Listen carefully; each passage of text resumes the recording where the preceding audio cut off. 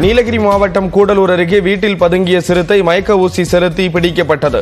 ஸ்ரீமதுரை சேமுண்டி பகுதியைச் சேர்ந்த தோட்ட தொழிலாளி உபகரணங்களை வைக்க அவரது வீட்டுக்கு சென்றுள்ளார். அப்போது பயங்கர உருமல் சத்தம் கேட்டதால் ஜன்னல் வழியே எட்டி பார்த்தார். அப்போது சிறுத்தை இருப்பதை பார்த்து வனத்துறைக்கு தகவல் கொடுத்தார். அவர்கள் வந்து 9 மணி நேரம் போராடி மயக்க ஊசி செலுத்தி சிறுத்தையை பிடித்தனர்.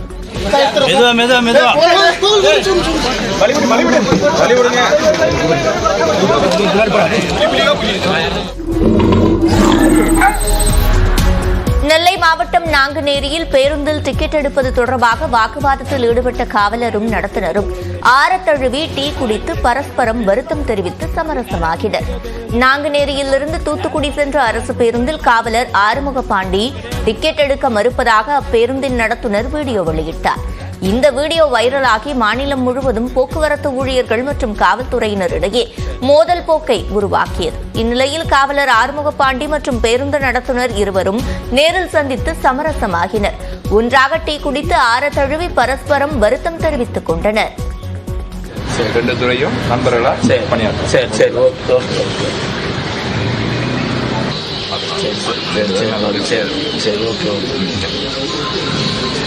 ரெண்டு துறையும் நண்பர்களா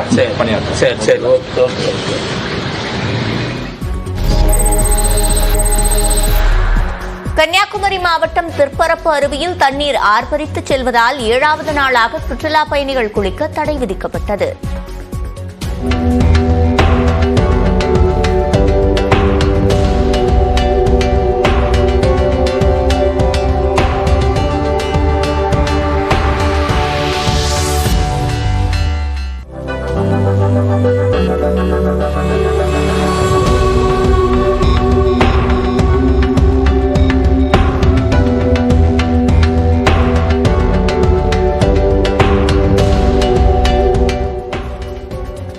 மேகமலை வனப்பகுதிகளில் பெய்து வரும் கனமழையால் தேனி மாவட்டம் கம்பம் அருகே உள்ள சுருளி அருவியில் வெள்ளப்பெருக்கு ஏற்பட்டுள்ளது. இதனால் அருவியில் குளிக்க தடை விதிக்கப்பட்டுள்ளது. திருநெல்வேலி மாவட்டம் மணிமுத்தாறு அருவியில் ஏற்பட்டுள்ள வெள்ளப்பெருக்கால் சுற்றுலா பயணிகள் குளிக்க 3வது நாளாக தடை தொடர்கிறது.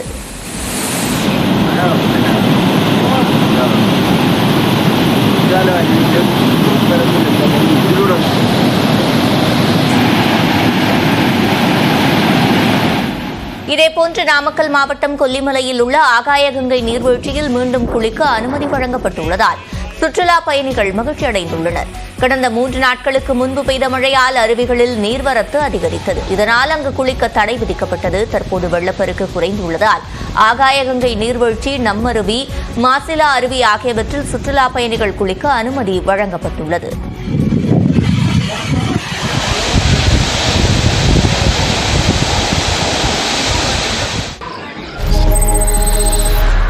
தென்காசி மாவட்டம் குற்றாலம் ஐந்தருவி, புலியருவியில் குளிக்க விதிக்கப்பட்ட தடை விலக்கிக் கொள்ளப்பட்டதால் சுற்றுலா பயணிகள் மகிழ்ச்சி அடைந்தனர். மேற்கு தொடர்ச்சி மலைப்பகுதிகளில் பெய்த மழையால் குற்றாலத்தில் உள்ள அனைத்து அருவிகளிலும் நீர்வரத்து அதிகரித்தது. இதையடுத்து வெள்ளிக்கிழமையன்று சுற்றுலா பயணிகள் குளிப்பதற்கு தடை விதிக்கப்பட்டது. இந்நிலையில் சனிக்கிழமை காலை புலியருவி, ஐந்தருவியில் நீர்வரத்து குறைந்தது. இதையடுத்து தடை நீக்கப்பட்டதால் சுற்றுலா பயணிகள் மகிழ்ச்சி ஆரவாரத்துடன் ஆடி பாடி குளித்தனர்.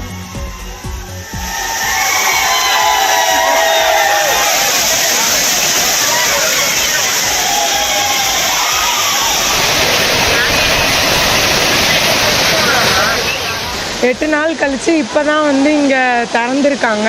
நாங்கள் இங்கே நிறைய அருவிக்கு போயிருந்தோம். இங்கே இப்போ திறந்தாங்க. இந்த நைட் டைமில் குளிக்க நல்லா ஜாலியாக இருக்குது. இங்கே ரொம்ப நைட்டில் இருக்கிறது நல்லா சில்லுன்னு ஜாலியாக இருக்குது. ரொம்ப நாள் கழித்து ஓப்பன் பண்ணியிருக்காங்க. அது இன்னும் ஜாலியாக இருக்குது.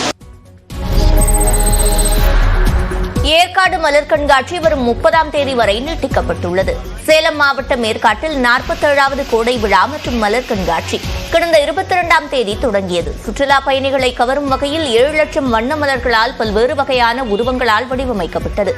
இன்றுடன் கோடை விழா மற்றும் மலர் கண்காட்சி நிறைவு பெற இருந்த நிலையில் சுற்றுலா பயணிகளின் கோரிக்கைக்கு இணங்க மலர் கண்காட்சி மட்டும் மேலும் 4 நாட்களுக்கு நீட்டிக்கப்பட்டுள்ளது.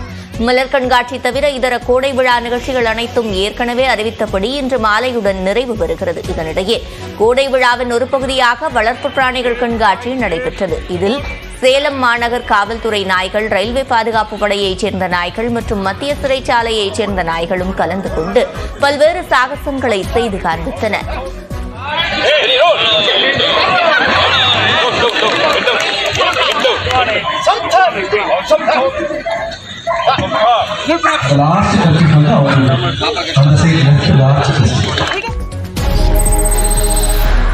உதகை அரசு ரோஜா பூங்காவில் கண்காட்சி முடிந்த பிறகும் நுழைவு கட்டணம் குறைக்கப்படாமல் உள்ளதால் சுற்றுலா பயணிகள் அதிர்ச்சி அடைந்துள்ளனர்.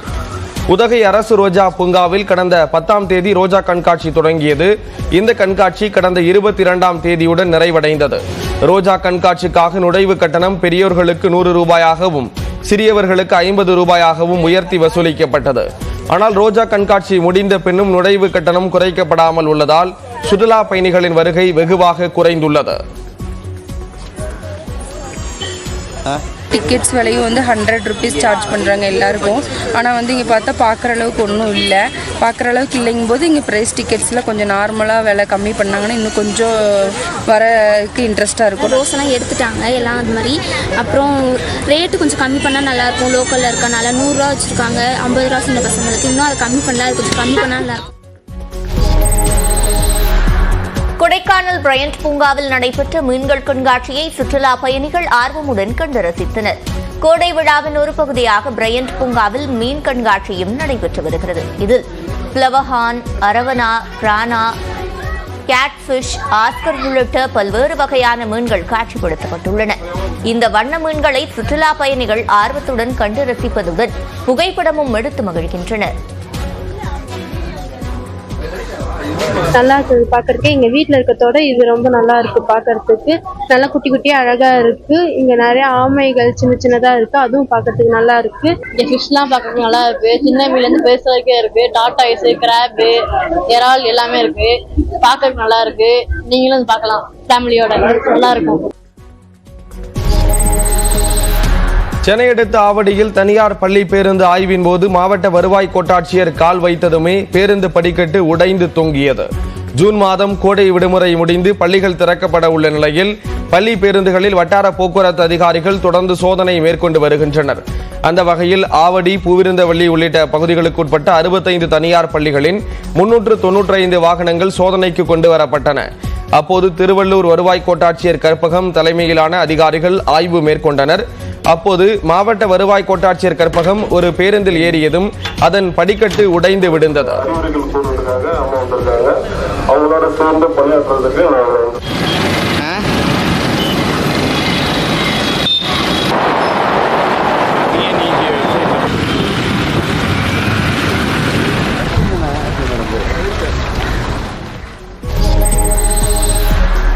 திருவாரூர் ரயில் நிலையத்தில் உணவகம், ஏடிஎம் மையம் உள்ளிட்ட அடிப்படை வசதிகள் இல்லை என பயணிகள் குற்றம் சாட்டுகின்றனர்.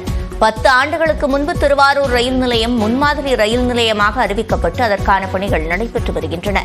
ரயில் நிலையத்தின் வெளிப்புற தோற்றம் போன்றவை புத்துருவாக்கம் செய்யப்பட்டு வருகிறது. அதே நேரத்தில் ரயில் நிலையத்தில் ஏடிஎம் மையம், உணவகம் உள்ளிட்ட அடிப்படை வசதிகள் எதுவும் இல்லை என பயணிகள் குற்றம் சாட்டுகின்றனர். ஒரு ஏடிஎம் வசதி இல்லை, ஒரு சாப்பிட்னு வச்சுங்க 3ஆவது பிளாட்ஃபார்ம் போக வேண்டியிருக்கு. தரமான உணவகம் இல்லை, அதை ஏற்படுத்தணும். ஏடிஎம் வசதி ஏற்படுத்தணும். வயசானவங்கள் போகிறதுக்கு ஒரு எக்ஸிலேட்டர் இன்னும் ரொம்ப நாளாக கிரிக்கெட் இருக்கும், அது கிடையாது. தென் மாவட்டத்துக்கு இங்கேருந்து ட்ரெயினே கிடையாது. கன்னியாகுமரி ஆகட்டும், திருச்செந்தூர் ஆகட்டும், மதுரை ஆகட்டும், எதுவுமே ட்ரெயின் கிடையாது. ஏற்கனவே இந்த கொல்லம்னு இங்கேருந்து போயிட்டு இருந்துச்சு மத்தியானத்தில். அந்த ட்ரெயினை இங்கேருந்து இயக்கணும். காலையில் 8 மணிக்கு பிறகு சாயங்காலம் 2:15 தான் ட்ரெயின்.